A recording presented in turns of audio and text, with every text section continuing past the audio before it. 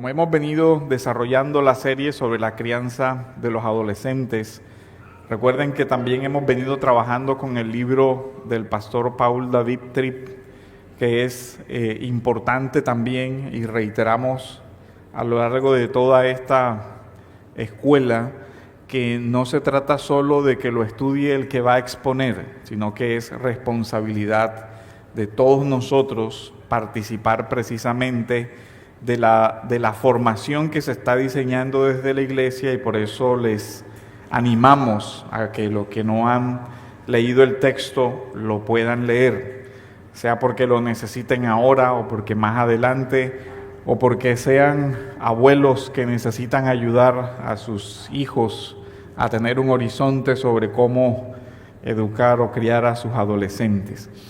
La adolescencia, ya hemos visto, es esa etapa donde se forman, ¿cierto?, las convicciones, se forman los hábitos, los afectos, se forma incluso también el intelecto del joven, comienza a tratar de estabilizarse y a interpretar el mundo en el cual vive.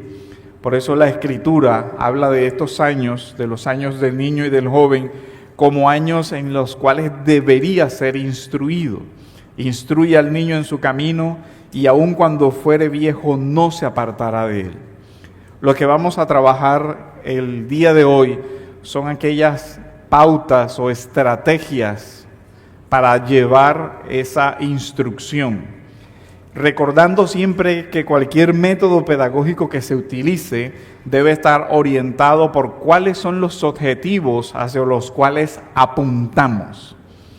Esa es la primera pregunta que un padre, que un maestro debería hacerse. ¿Cuáles son mis objetivos?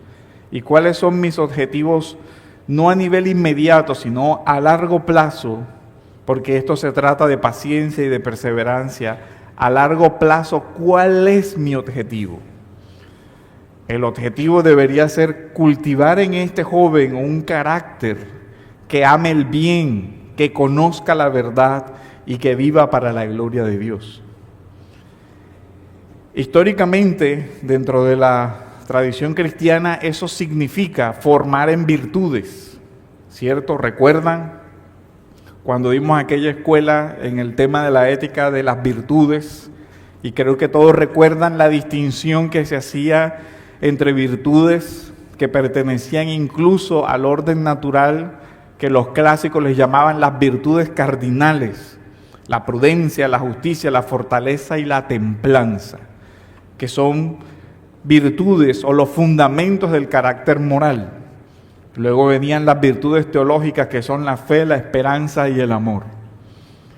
Esas deberían ser los horizontes o los ejes hacia los cuales debería apuntarse la formación.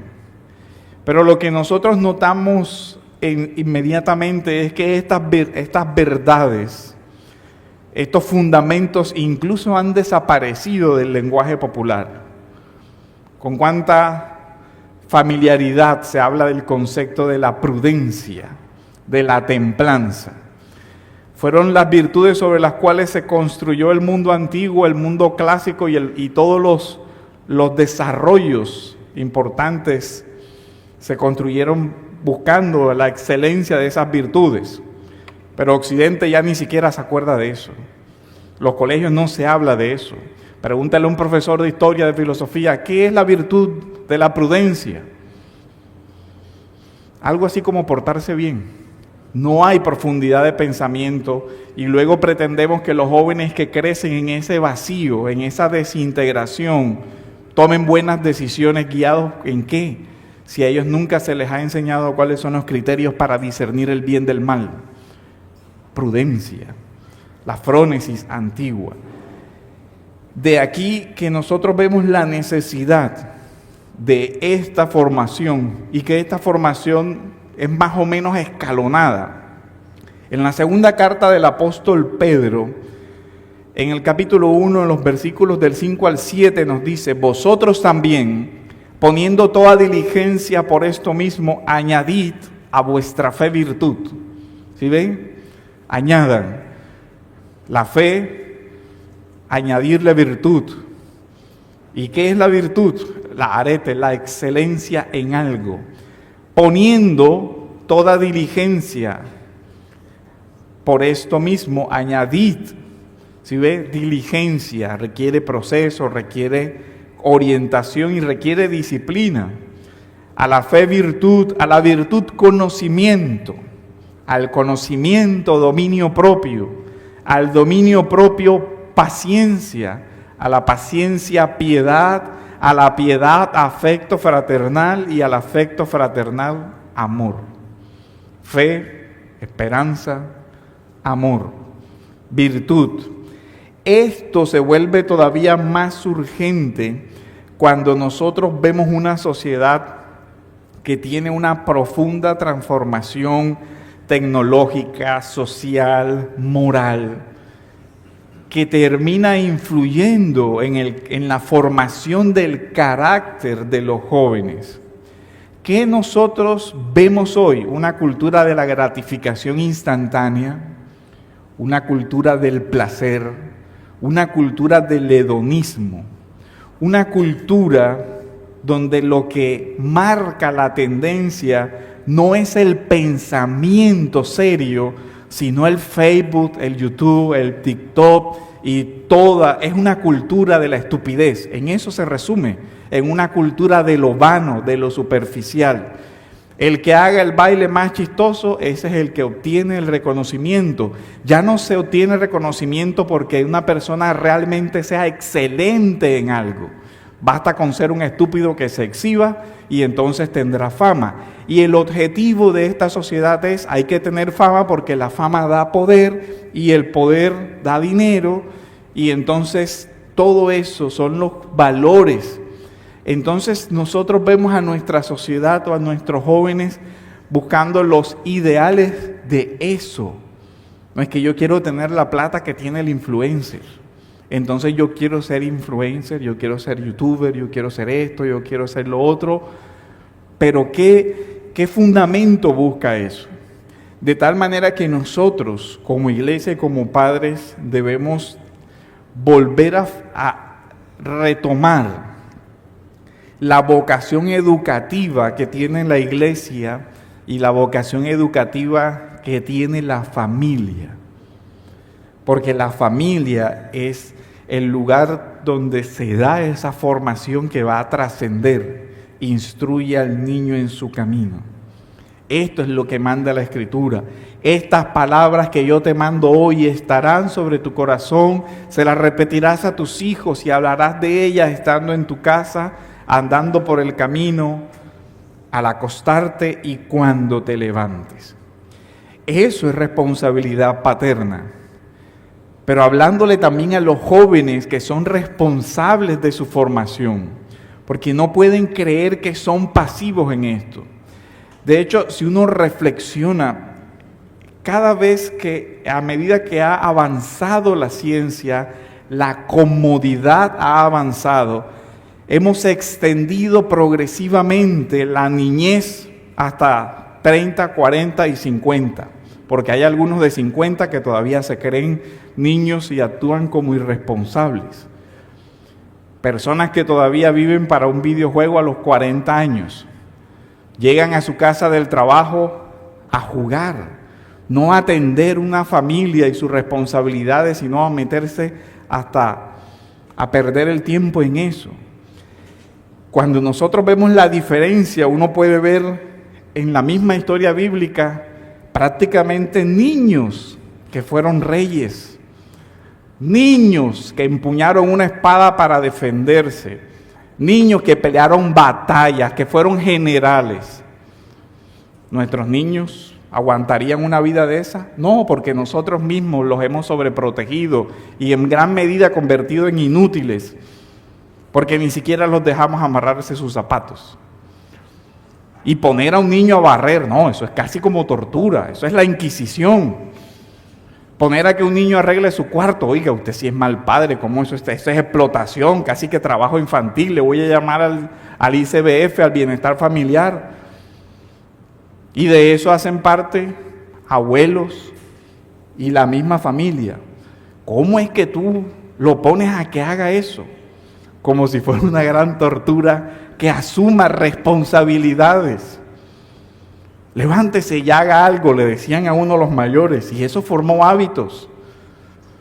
Pero papá, hoy es sábado, hoy es domingo, no importa, usted está ahí de perezoso, trabaje, esfuércese. Y uno creció con eso.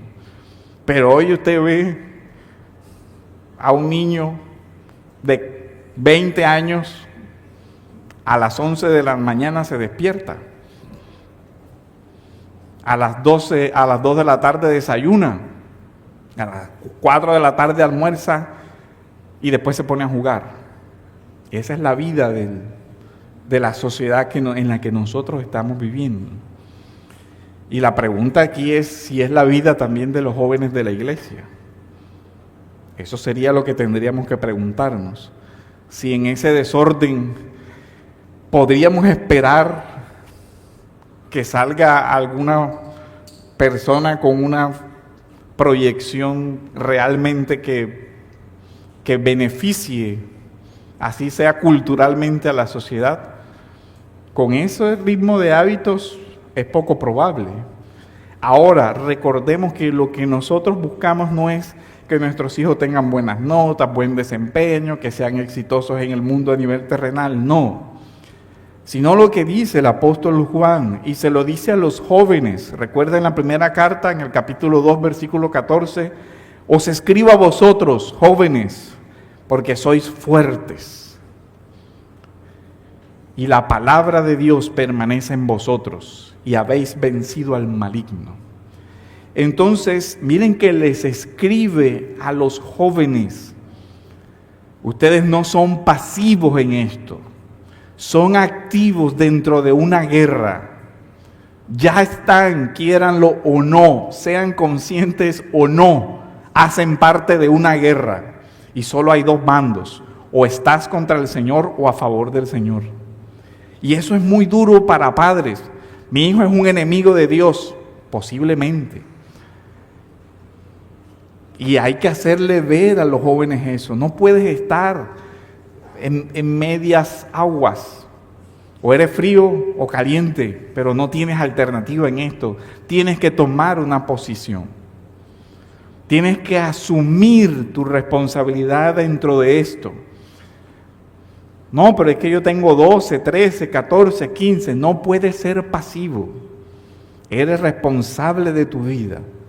Tienes personas encargadas de parte de Dios para ayudarte, para guiarte, para aconsejarte, sí, pero la batalla la tienes que pelear tú. Es tu batalla porque es tu vida, nadie más la puede vivir. Por mucho que un padre desee tomar las decisiones que tú tienes que tomar, hacer lo que tú tienes que hacer, no puede. Eso le toca a cada uno de nuestros jóvenes.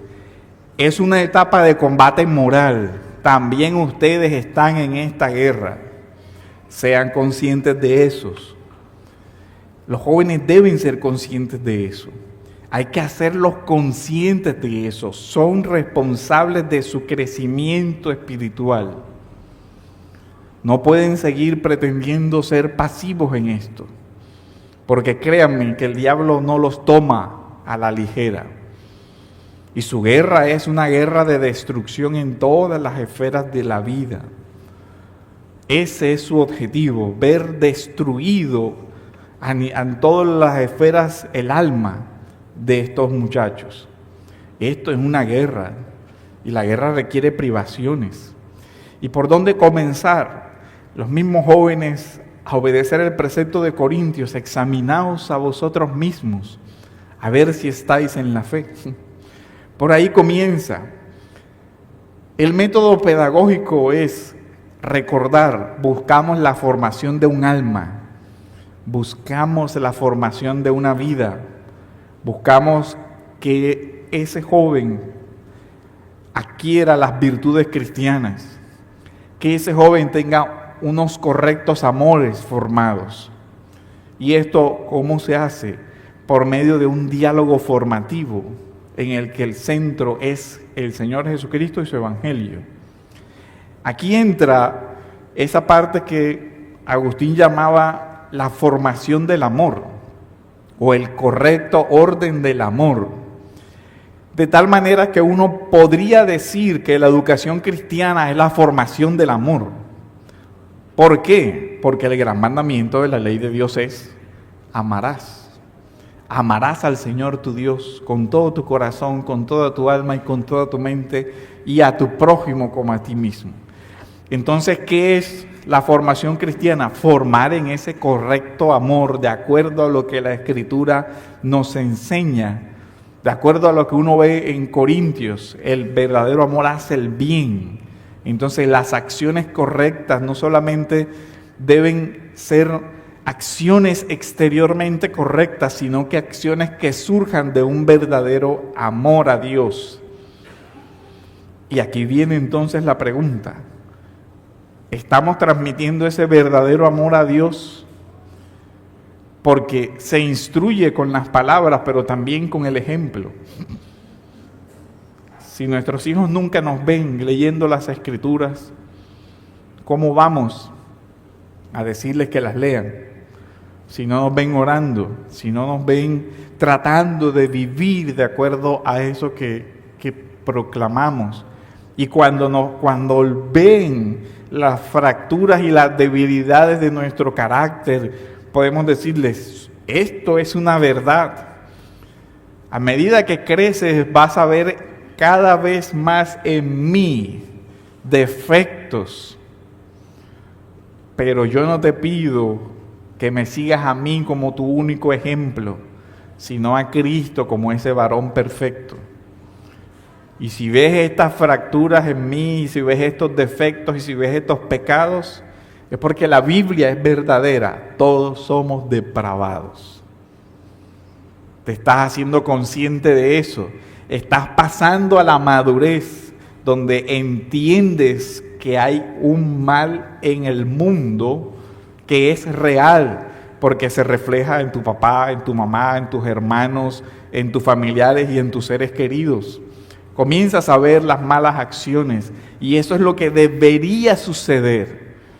Debería darse una transición en la que el joven comienza a aprender a discernir entre los bienes verdaderos y los bienes aparentes, entre la verdad y las opiniones, entre la verdad y lo que el mundo, o la mentira que el mundo quiere disfrazar de verdad.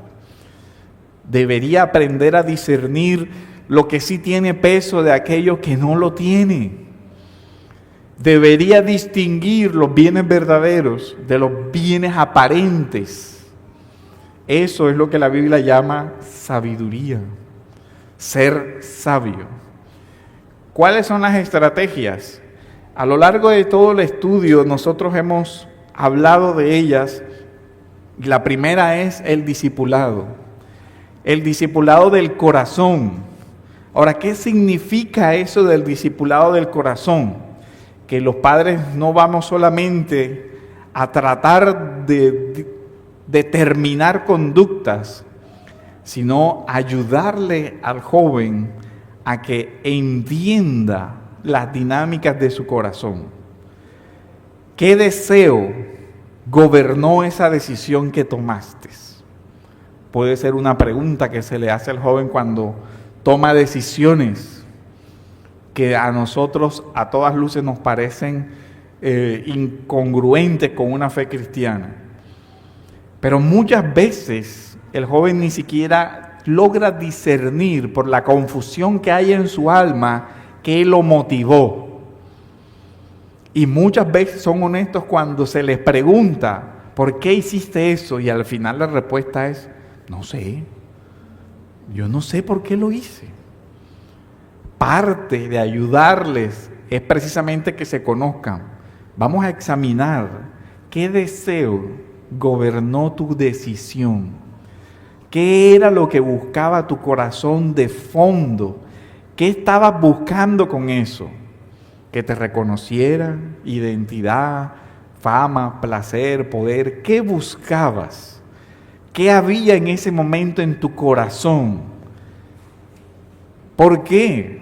Porque ya entendemos, basados en la doctrina de la depravación total, que de dentro del corazón de los hombres salen los malos pensamientos y después de los malos pensamientos vienen las acciones correspondientes. Hay que tratar de guiar al adolescente no en la superficie del conflicto, sino en los deseos. ¿Qué miedos te guiaron? ¿Qué ídolos tiene tu corazón que estás ahí? Y si nosotros comenzamos a hacer ese abordaje de esta manera, ¿qué es lo que estamos tratando de ayudarles a desarrollar? Prudencia, que es la facultad de aprender a discernir nuestras propias acciones, a pesar nuestras propias acciones en la balanza de si esto es justo. ¿Cuál es de fondo la estrategia? Ayudar a que el joven aprenda una disciplina espiritual que es el autoexamen. Tienes que aprender a examinar tu propia vida.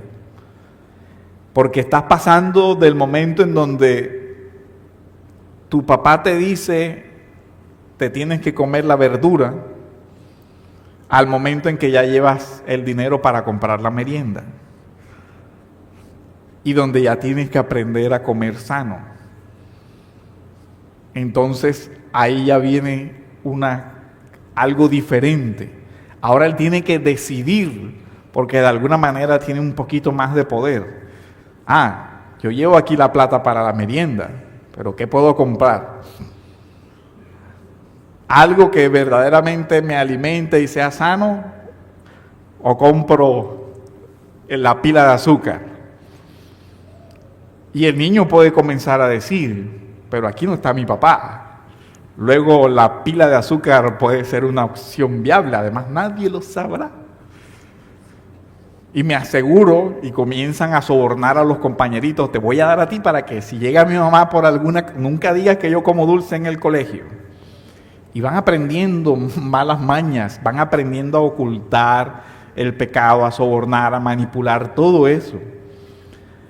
Luego entonces hay que recordarles, las buenas acciones no son porque alguien te mire, sino porque estás ante el trono de Dios, al que no le puedes ocultar nada.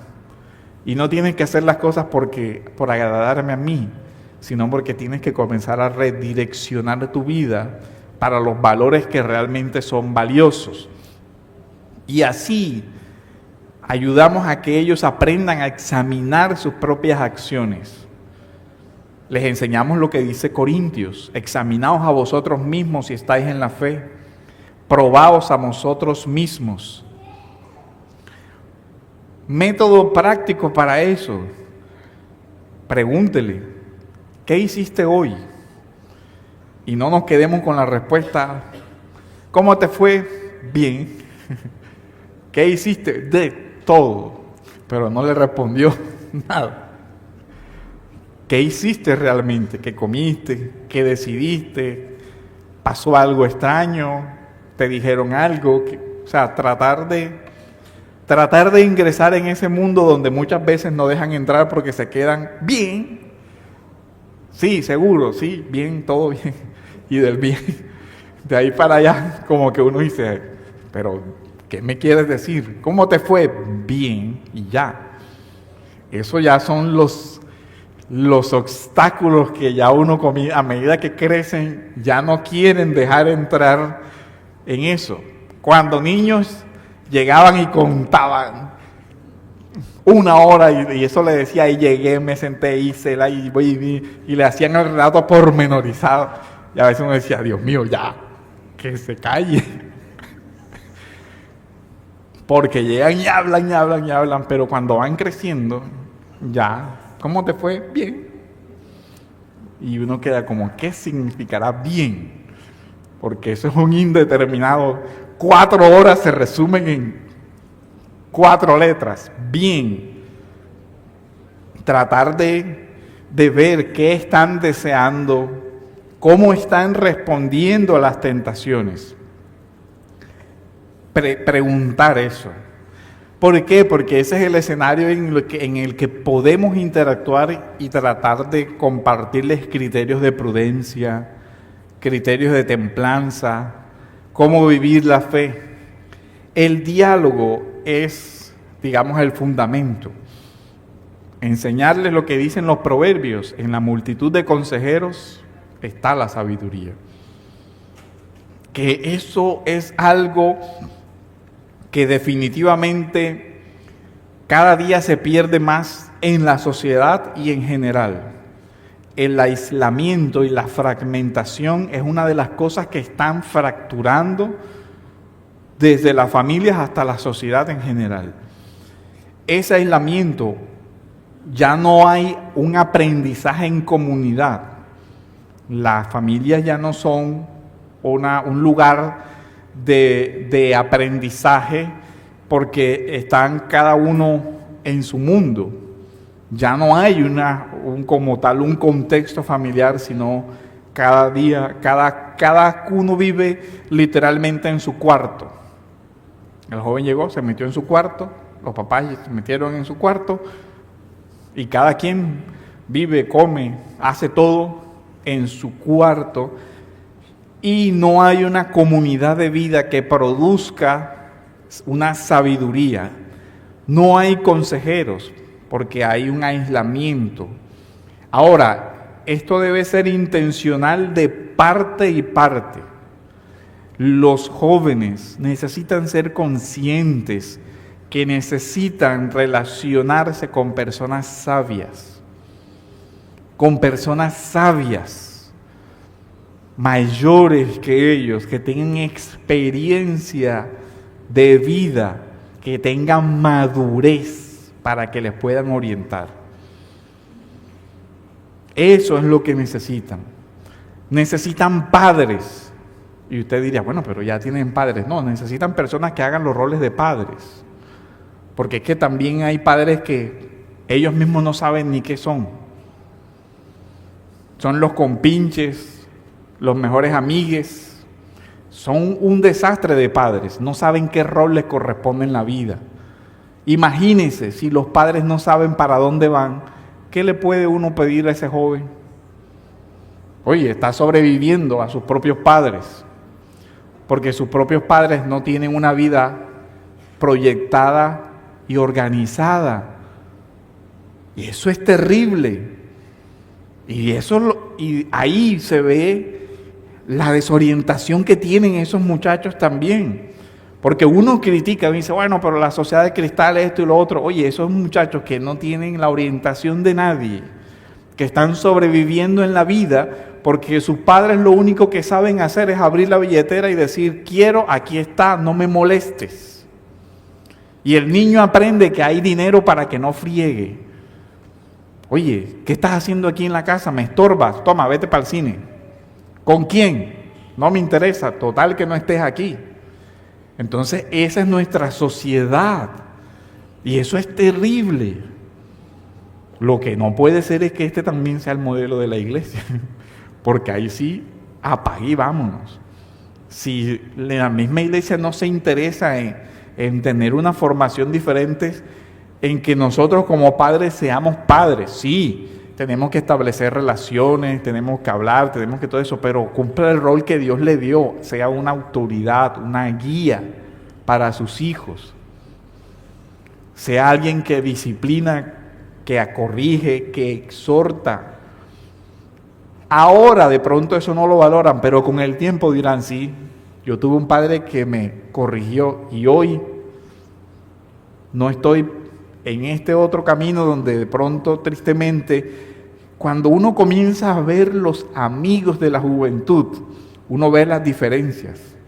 Uy, yo tuve amigos que 16, 17, muertos en accidentes de tránsito manejando las camionetas de los papás, borrachos. Otros drogadictos, unos no terminaron el colegio, otros compañeras embarazadas. Uno dice, ¿hacia dónde va esta sociedad? Pero no hubo nadie que les estorbara ese camino. los dejaron ir. Padres que no fueron padres, pastores que tampoco fueron pastores, porque tampoco hubo una orientación ni hacia padres ni hacia jóvenes. Maestros que se dedicaron a que el niño aprenda de memoria algo, pero no más allá de eso. Creyentes maduros que no se preocuparon por los jóvenes dentro de nuestras iglesias. Cuando vio al muchacho por allá descarrilado, ni siquiera lo llamó. Oiga, joven, ¿qué estás haciendo, mijo? Tu papá sabe que tú estás aquí. Y llamar a ese padre, mira, mi hermano, acá veo a tu hijo en esto, mira, con unos muchachos que están haciendo, ¿qué está pasando? ¿En qué te podemos ayudar? ¿En qué te podemos orientar? No dejes a ese muchacho solo. Háblale. Si tú mismo no sabes qué hacer, busquemos ayuda, pero no lo abandones. Porque eso es lo que está sucediendo. En familias que no hay conversaciones sobre temas importantes.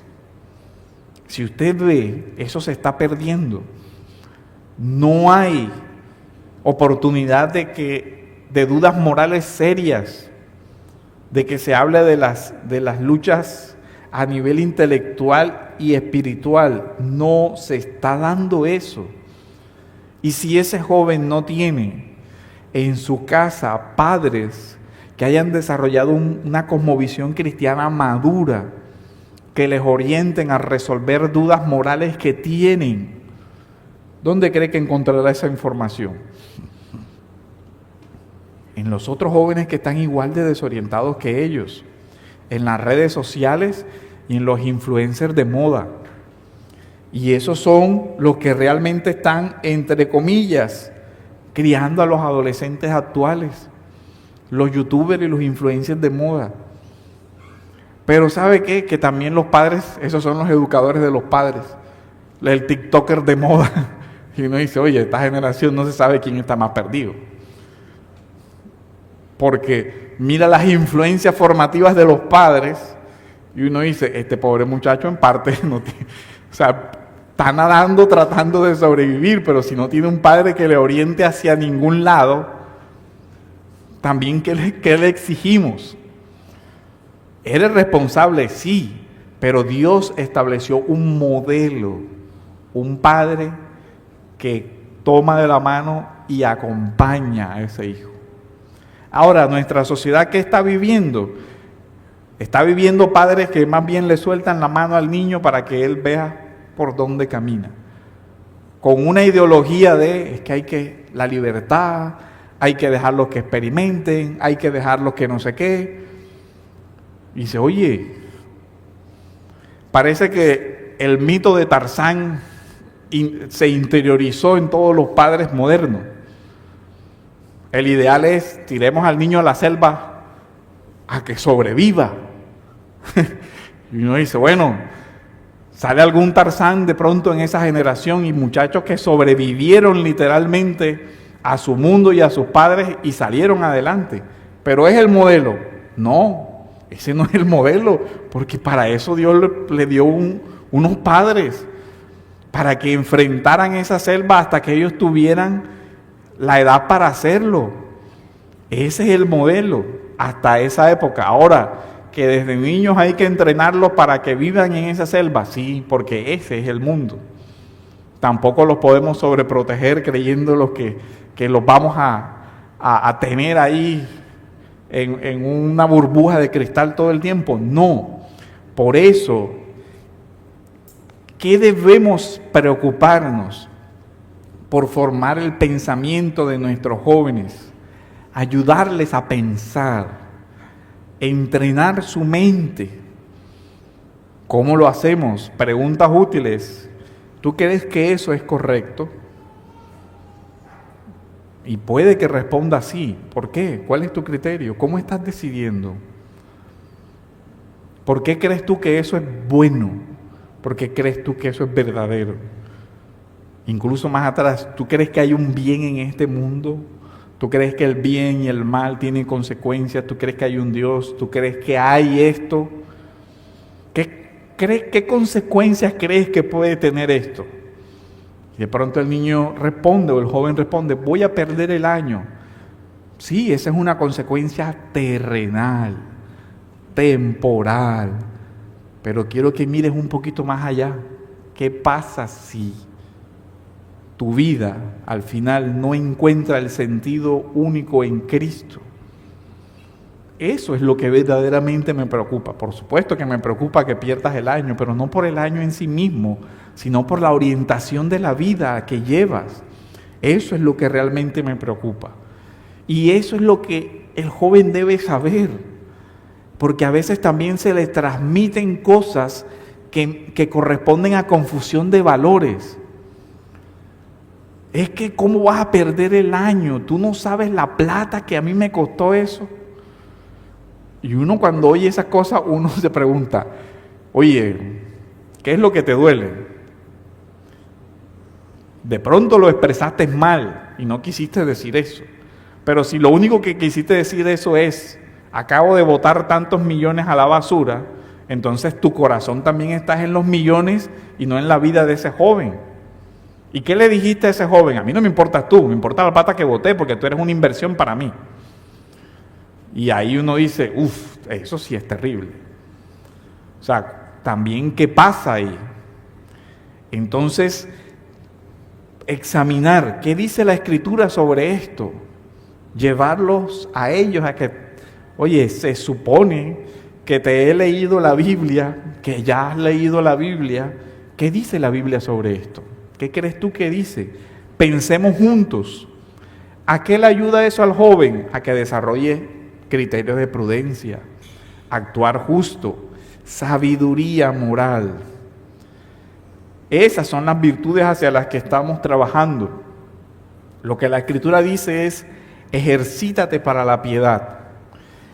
Esta es una época que sirve como entrenamiento, ayudarles a que formen hábitos, disciplinas, horario, responsabilidades domésticas. Es bueno, sí, es bueno que un niño o niña sepa barrer, sepa trapear, sepa lavar su ropa interior, sepa usar por lo menos una lavadora, porque a veces hay esos grados de analfabetismo también. Ya de pronto no como cuando a uno lo ponían a lavar la ropa que era con el manduquito. Pero oye, por lo menos el día que necesites usar la lavadora, sepas cómo se prende. Eso es bueno para los jóvenes, que tengan una mínima responsabilidad. Porque cuando lleguen a la responsabilidad de un trabajo, él no tiene ningún ejercicio, porque el ejercicio es comenzar 5 kilos, 10 kilos, 20 kilos. Pero si usted llega y le tira el bulto de cemento de los 50 kilos, lo quebró. Aprender hábitos.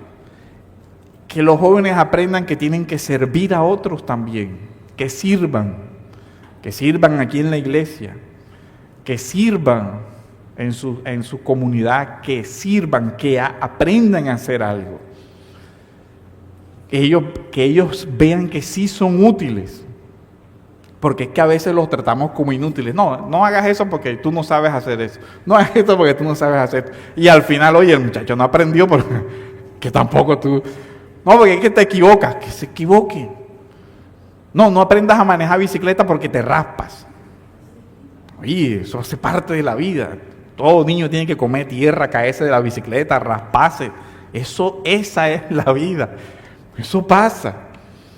Entonces, el niño es la bicicleta es peligrosa. No, la vida es peligrosa, mi hermano.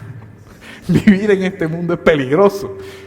O sea, pero si nosotros no los vamos entrenando, obviamente tampoco le dé una motocicleta a un niño de 10 años para que aprenda a manejar. No, pero hay etapas.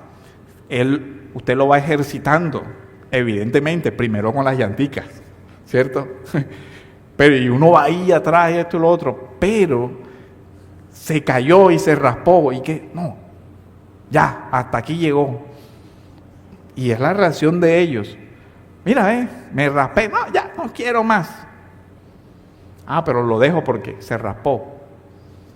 No, hermano, o sea, hay que entrenarlos para la vida real, para lo que Juan dice, una batalla con el maligno. Eso es lo que ellos tienen que afrontar, no cualquier cosa, realmente una batalla con el maligno. Y aquí viene lo que la Escritura dice: no os conforméis a este siglo, sino transformaos por medio de la renovación de vuestro entendimiento. Nosotros vemos toda una batalla cultural que hay por la mente de estos adolescentes. Ahora, ¿qué podemos hacer? ¿Los escondemos del mundo y los aislamos y que no tengan contacto con esto? ¿O somos más intencionales? Esta es la película de moda, ok, vamos a apartar el espacio y vamos a verla. Vamos a verla nosotros, pero no de forma pasiva, sino mira lo que te están diciendo. Mira el mensaje que te están transmitiendo. ¿Tú crees que eso es correcto? ¿Qué piensas tú de eso? Piensa lo que te están diciendo y no te tragues entero lo que te están transmitiendo. Mira la concepción del hombre que eso tiene. Mira la concepción de Dios que eso tiene. Mira la concepción de la familia que te están vendiendo. Examinemos esto que está diciendo la cultura. Ahora comparémoslo para que se vea forzado ese joven a pensar un poquito sobre lo que le están presentando. Porque de eso es lo que va a escuchar el siguiente lunes o martes en el colegio, porque los amiguitos vieron la película. Pero ya él por lo menos tiene una visión un poquito más amplia. ¿Qué aprendió con eso? Pensar críticamente, analizar lo que se le dice. Comienza a pensar. Comienza a desarrollar criterios, comienza a poder decir: no estoy de acuerdo por esto y esto. Cosa que ya no pasa en los jóvenes. Hay una rebeldía sin sentido, sin orientación, sin fundamento, sin nada. Es simplemente ser rebelde porque eso está de moda. Ya ni siquiera ideologías hay. Por lo menos antes los jóvenes asumían ciertas posturas, hoy ni eso. No hay nada. No hay un afecto correcto, no hay un amor por algo de verdad. Ya ni siquiera hay una apreciación de la belleza en ningún sentido. Hay que volver a tratar de que ellos aprendan la belleza. Mira cómo se pone el sol. Suelta el celular y mira la creación de Dios. Ves al mar, mira el horizonte, mira lo que estás viendo, despega del celular. La música significativa, la buena música forma el alma. La música, oiga bien, no la basura esa que venden. Eso no es ni siquiera categoría estética de música. Eso es ruido disfrazado, además de vulgaridades cantadas. Eso no es música. Enséñele a su hijo música. Y cuando su hijo comprenda una sinfonía y escuche el ruido ese del bap no sé qué, ya va a decir: oye, ese tipo canta como entre Pavarotti y ese. Ya el niño dice: eso canta como si tuviera una papa en la boca, canta como si se estuviera atragantado. Así. Compárelo con un Andrea Bocelli y el niño dice: oye, esto se oye diferente. Va desarrollando un oído, oye algo diferente y escucha la letra. Mira que ahí sí hay una idea, ahí hay un pensamiento. En lo otro, ni se diga. Hay que volver a enseñarles a que realmente lean cosas que los van a formar para la vida. La literatura profunda. Pero ahí hay un problema. Ponga a un niño a leer el Otelo de Shakespeare, pero si el papá no lo ha leído, no sabe qué trata. ¿Cómo se ve en esa obra una doctrina como la providencia divina? Y sí está. Y tiene muchísimo de teología esa obra. Y ni hablar, yo pienso que ya todos aquí los adolescentes pasaron por Narnia, y si no, preocúpese. Por las grandes historias. Eso le va a dar, ¿sabe qué le va a dar eso a su hijo? Le va a dar distancia cultural. Él va a poder ver lo de hoy, pero podrá compararlo con otra cosa. Y entonces se da cuenta de que esta moda que aparenta sabiduría y superioridad no vale nada. En general las ideas modernas no valen nada cuando uno pesa con él. Pero ¿qué sucede? Que solo se ve en las películas de ahora y ahí de pronto los padres intencionalmente, mira, compara esto y compara esto. Lee esto y revisa, contrasta. ¿Sabe qué deberían leer nuestros jóvenes? La historia, las biografías. Hay una recomendación del pastor John Piper sobre eso que a mí me pareció muy interesante, que se lean las biografías de los grandes hombres de Dios y mire cómo vivieron en mundos tumultuosos como el nuestro y vivieron una fe. Ese horizonte se ha perdido. Eso se ha perdido. Porque tampoco la iglesia lee más nada, sino lo último que sale en los últimos 10 años. La cultura literaria de la iglesia no pasa de los autores que están vivos ahora. Y si acaso, los que son más o menos contemporáneos con nosotros, entre los que comenzaron a leer a los 15 años, tienen un horizonte de los autores que estaban vigentes en su época y de los de ahora. Pero de ahí para allá muchos no trazan hacia atrás. Eso también es importante que se haga. Hay que comenzar a trabajar en todo eso. De tal manera que todo esto va con el objetivo de formar ¿qué? De formar la voluntad, formar los afectos desde una parte bíblica, enseñarle a los jóvenes lo que son las virtudes. Aquí los que no estuvieron en las clases de las virtudes, recordarlas, repasarlas, estudiarlas, profundizarlas para que les podamos transmitir esa parte de las virtudes a los jóvenes. A eso es. Porque lo que buscamos formar es un carácter cristiano, una mente para Dios, una mente que realmente tenga un discernimiento crítico, que se forme en la justicia, en la esperanza, que los prepare para asumir las futuras responsabilidades que tendrán con sus propias familias, porque algún día tendrán que ser guías también. ¿Qué podemos hacer todos nosotros? Como padres, no vamos a rehuir la responsabilidad que Dios puso sobre nosotros. ¿Cuál es? Criarlos en la disciplina y la amonestación del Señor. Esa es nuestra responsabilidad. Enseñarles la verdad, el bien, la belleza. A los propios adolescentes también tenemos que hablarles, porque la Escritura les habla. Os escribo a vosotros jóvenes, porque habéis vencido al maligno. Y la pregunta es, en tus hábitos, en lo que consume tu mente, ¿estás realmente venciendo al maligno o estás siendo arrastrado por la moda de este siglo? Eso es algo que cada uno de ustedes tiene que preocuparse. Y a la iglesia, ¿qué nos compete a nosotros?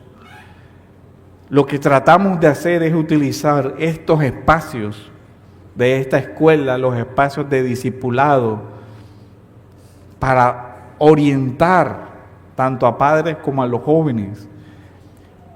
¿Pudiéramos hacer mucho más? Sí, pero estamos limitados por muchas cosas, por tiempo, por recursos, por lo que sea.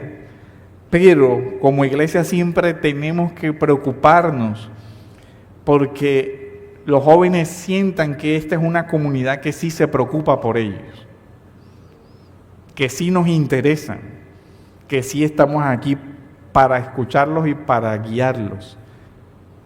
Todos nosotros, todas las personas maduras, todas las personas que ya tienen una experiencia de vida en la fe, todos deberíamos preocuparnos cuando vemos a un joven por ahí mirando al techo que no sabe ni para dónde va. Eso debe ser motivo de preocupación para todos, no solo para los pastores, para todos, para los jóvenes mayores, aquellos que ya de pronto terminaron una universidad, que están en una vida laboral y que ven a los otros jovencitos en esa etapa de tomar una decisión por una universidad, acérquense a ellos. ¿Qué estás pensando estudiar? Coméntele. Mira, yo escogí esta carrera por esto, porque yo entendí que hay una vocación de Dios, que Dios me estaba llamando a dedicar mi vida a esto como una vocación, no solo como un medio para ganar dinero.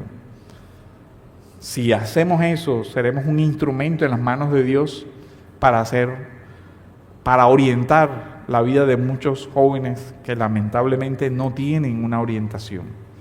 Y que el Señor nos ayude, porque es un reto inmenso en este mundo. Que Dios nos guarde y que nos siga dando sabiduría. Amén. ¿Hay alguna pregunta, duda, comentarios?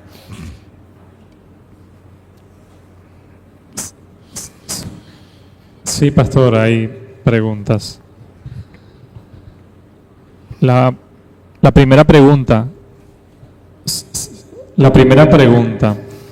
¿Qué decir al joven que afirma, mis padres no dan ejemplo? O al que se compara con otros en la iglesia y dice, si a él lo dejan, ¿por qué a mí no? La primera, lo que comentábamos al principio, ya el joven podrá ver, ¿cierto?, que su padre pasó de ser el superhéroe, el Superman que era idealizado y perfecto, a alguien con defectos. Y eso en parte es bueno, porque eso hace parte de la madurez. También él, cuando se case, verá que su esposa tiene defectos o su esposo tiene defectos, y eso hace parte de la madurez.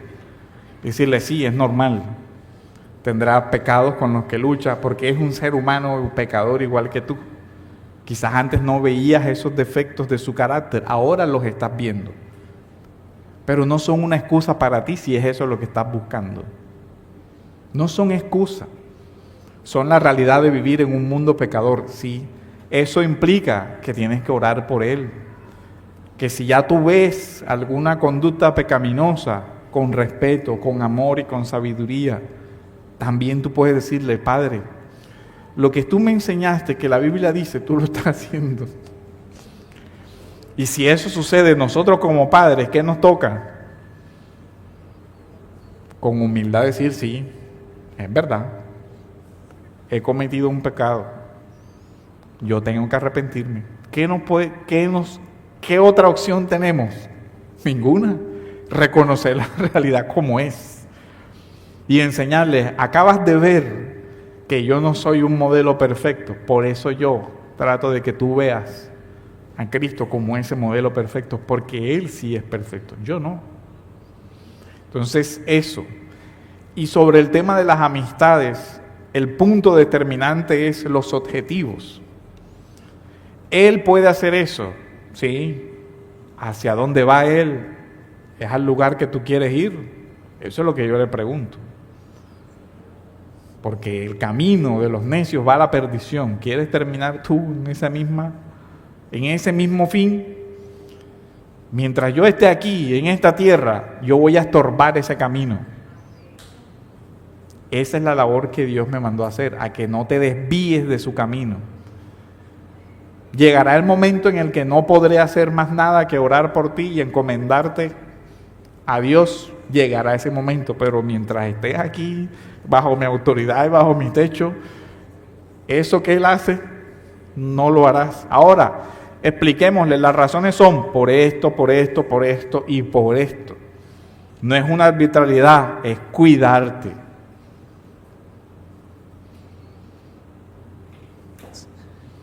Otra pregunta, en línea con la que acabamos de formular, dice, por crecer viendo patrones en sus padres, como por ejemplo irresponsabilidades, malos hábitos alimenticios, negligencia, etcétera, ¿cuánta responsabilidad tienen sus padres por lo que su hijo sea cuando sea adulto? El joven es un ser racional y el joven tiene en su conciencia lo que Pablo dice en la carta a los Romanos, la noción de bien y mal. O sea, por lo tanto, no es excusa lo que vea en la sociedad. Porque la raíz de las acciones no está por lo que él vea en la sociedad, está en su corazón, y eso es lo que venimos diciendo. Las acciones tienen una raíz en su corazón. Sin duda hay una tentación y una presión externa, pero siempre hay que ver, es decir, ¿por qué lo hiciste? ¿Porque él lo hace o porque tu corazón tenía concupiscencia y deseos de eso? Entonces no te excuses en lo que el otro hace, porque hay una dinámica que ha impregnado la concepción de la sociedad y es el victimismo. Es que yo soy víctima de que mi papá me regañaba, es que yo soy víctima de que mi vecino, no sé qué, yo soy víctima, yo soy víctima, yo soy víctima, y se les ha enseñado a los jóvenes y a esta generación que no son responsables. No, tú eres responsable. Y por eso colocaba ejemplos. Hay jóvenes que han nacido en barrios que ni se diga, con padres drogadictos, lo que usted quiera. Y ellos no siguieron ese camino. Y uno dice, ¿y por qué no? Porque asumieron una responsabilidad. Literalmente los tiraron como a Tarzán en la selva y sobrevivieron. Entonces el ejemplo de ese que sobrevivió, ¿qué le dice al otro que se quiere escudar? Eso no es excusa, mijo. No te excuses en el pecado de otros, porque el pecado tuyo es tu responsabilidad. Lógicamente, ¿es más difícil para un joven que no tiene orientación? Por supuesto que es más difícil. Y por eso mismo, los jóvenes que sus padres están aquí, deberían darle gracias a Dios a eso. Porque por lo menos están siendo exhortados a que cumplan su responsabilidad. ¿Sí ven? Y porque tienen una ventaja. Si reciben esta formación, ¿tendrán una ventaja? Claro que la tendrán frente al otro muchacho que va dando tumbos en la vida, siendo llevado por el viento de tantas cosas hoy, frente a alguien que dice que su papá tiene un norte para él. ¿Tiene una ventaja? Por supuesto que tiene una ventaja.